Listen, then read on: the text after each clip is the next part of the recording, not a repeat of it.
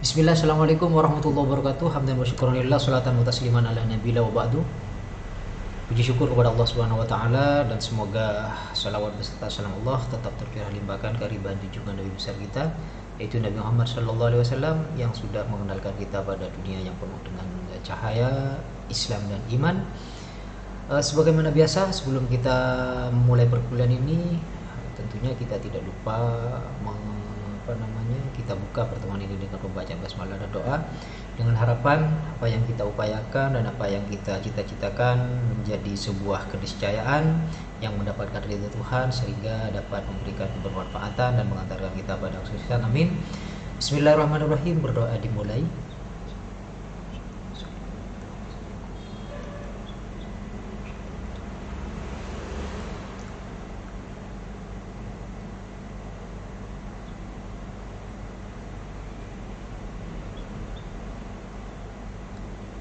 Berdoa selesai.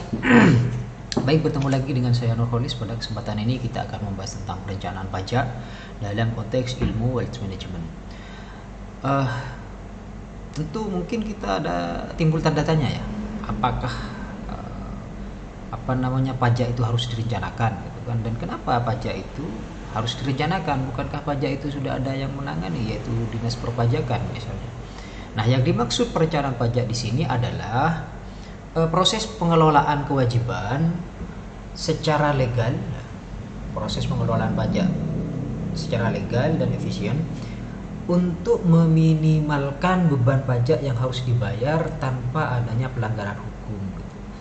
Jadi tujuannya bukan untuk menghindari pajak secara ilegal, tetapi lebih pada pemanfaatan insentif pajak yang sah, kemudian mengatur transaksi dan struktur keuangan agar lebih efisien secara pajak gitu kan.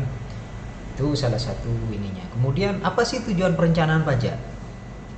Yaitu mengurangi beban pajak secara legal, kemudian memastikan kepatuhan pajak, kemudian optimasi arus kas, kemudian mendukung keputusan keuangan, dan secara umum tujuan perencanaan pajak itu adalah mengurangi beban pajak tapi tetap legal di mata hukum.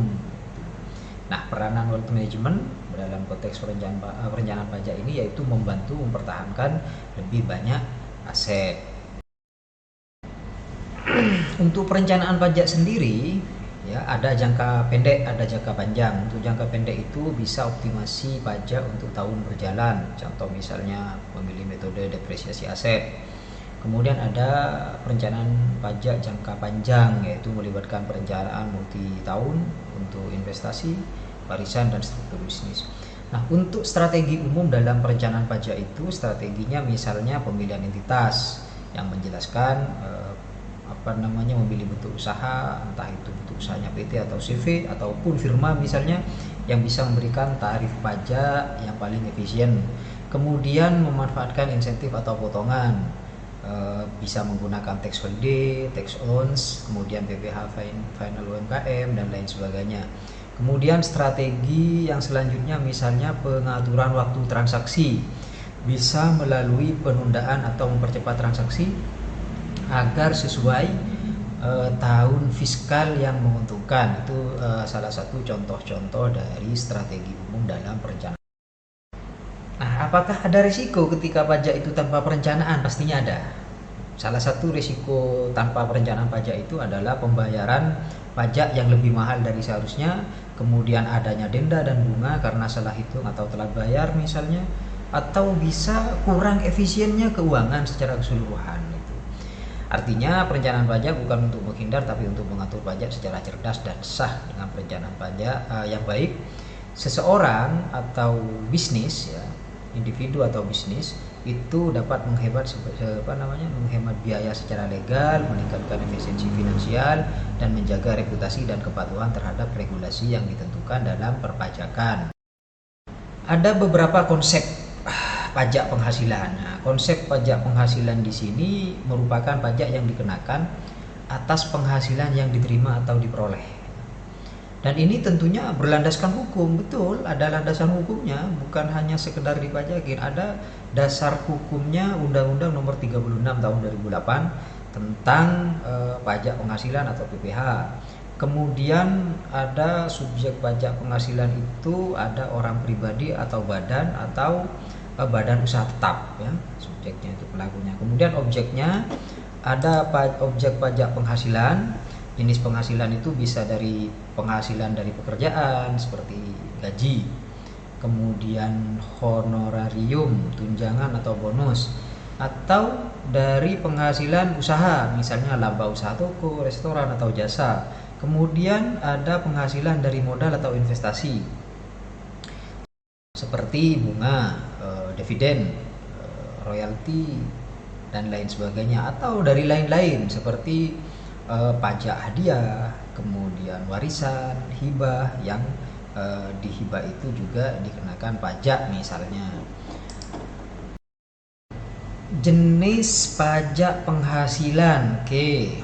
Jadi jenis pajak penghasilan ini tarif progresifnya itu dari 5% hingga 35%. Nah, yang 5% ini untuk apa? Untuk yang kurang dari 60 juta.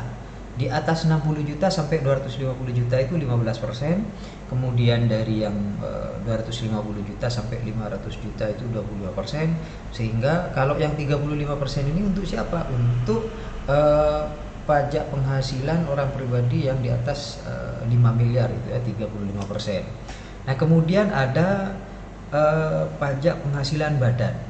Itu tarif flat. Tarif flat itu didasarkan pada pemberlakuan pajak tahun 2025 yaitu 22%. Nah, yang dimaksud dengan badan di sini adalah badan usaha seperti PT, CV, firma dan koperasi. Selanjutnya ada PPh final, yaitu pajak yang langsung dipotong dari omset misalnya. Artinya tidak memperhitungkan biaya. Contoh misalnya UMKM. Ini peraturan pemerintah nomor 55 tahun 2022, tarifnya itu 0,5% ya dari omset. Tuh. Tapi maksimal omsetnya itu 4,8 miliar per tahun.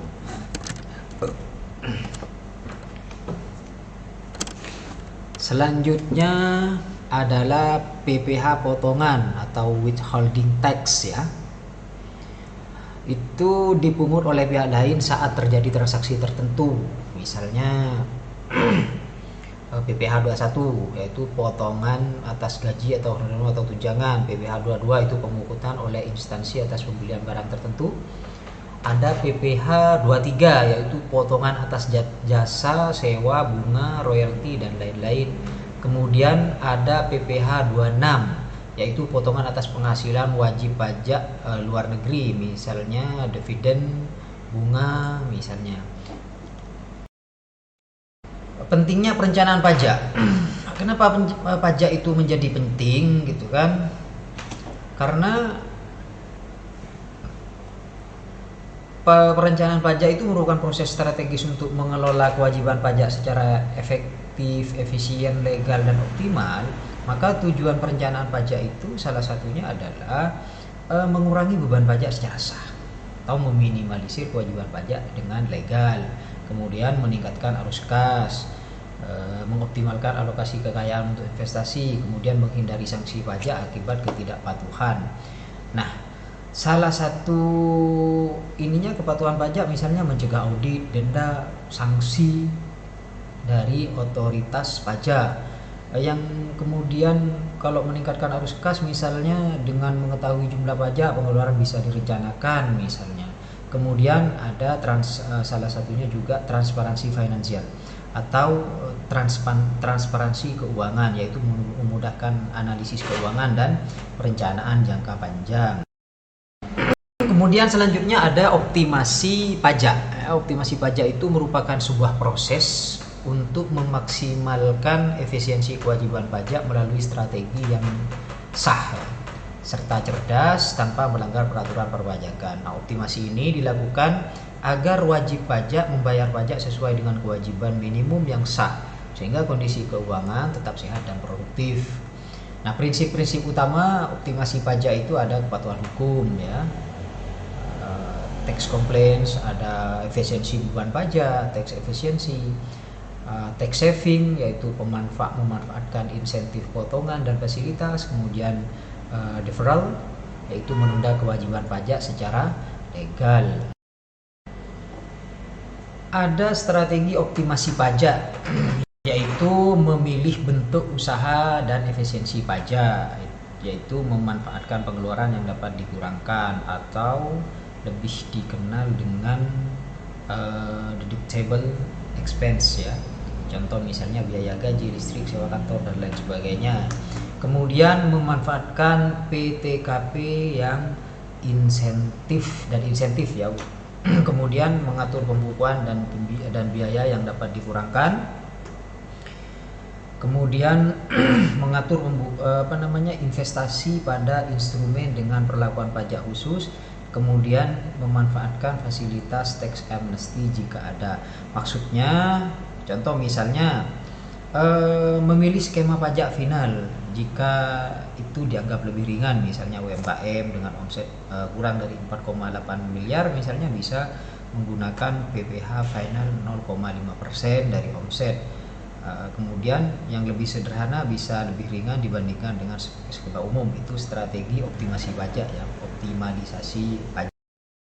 Nah, contoh optimasi pajak misalnya pajak karyawan, tunjangan non pajak seperti BPJS atau fasilitas kantor, misalnya menggunakan BPJS kemudian menggunakan fasilitas kantor, itu salah satu contoh optimasi pajak gitu kan.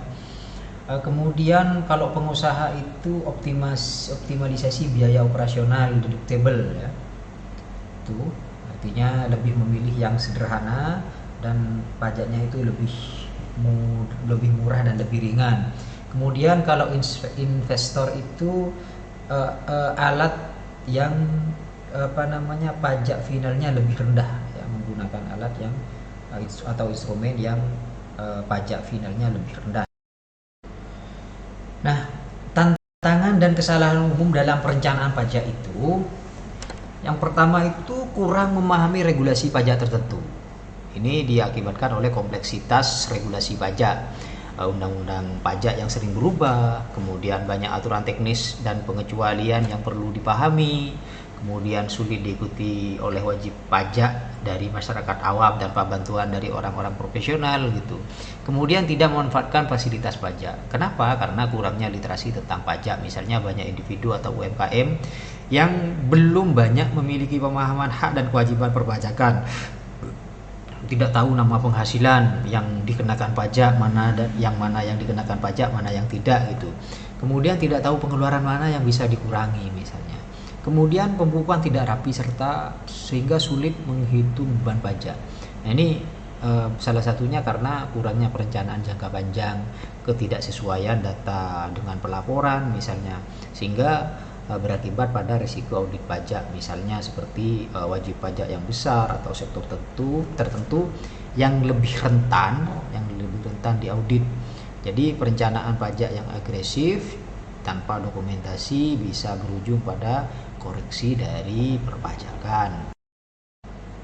Nah, kesalahan umum dalam perpajakan itu salah satunya ya tidak melaporkan semua penghasilan atau salah menghitung, atau sehingga mengakibatkan terlambat bayar pajak, atau tidak memanfaatkan insentif, kemudian tidak memisahkan keuangan pribadi dan bisnis, kemudian bisa karena mengandalkan informasi yang tidak resmi misalnya informasi katanya gitu kan, tidak yang informasi yang tanpa verifikasi dari konsultan pajak misalnya. Jadi semoga kita semuanya taat pajak dan kita punya penghasilan serta punya bisnis, sehingga kita bisa mematuhi regulasi serta taat terhadap negara melalui pajak yang kita bayarkan ya. Nah, kesimpulan pada kesempatan ini adalah pajak penghasilan penting dalam wealth management. Kemudian perencanaan pajak yang legal itu sama dengan penghematan yang signifikan. Kemudian optimasi pajak harus disesuaikan dengan profil keuangan dan regulasi yang ada. Itu pembahasan kita pada kesempatan ini. Kalau tentang perpajakan itu apa yang disampaikan oleh Robert Kiyosaki, saya kutip, it's not how